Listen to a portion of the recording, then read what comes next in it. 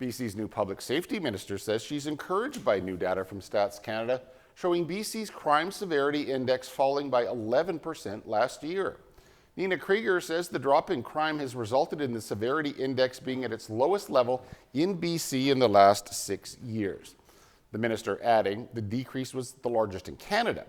Among the biggest decreases, violent firearm offences and homicides both fell by 20% or more.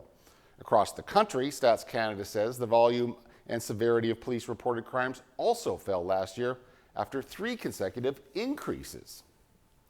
However, a coalition of more than 120 community and business leaders in BC are taking issue with the reporting from Stats Canada. Now, Save Our Streets says the report does not provide a complete picture of the level of crime in communities across BC. A province-wide post suggests crime rates are likely much higher because many crimes go unreported. They add, that's because people have lost faith in the justice system. The former president of the Nelson Police Foundation says crime seems to have become normalized and citizens across the province are now having to self-patrol their own communities.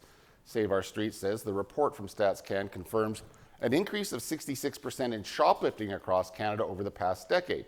And in Fort St. John, the RCMP reports a similar trend, saying they responded to 324 shoplifting cases last year. That's a 64% increase from the previous year.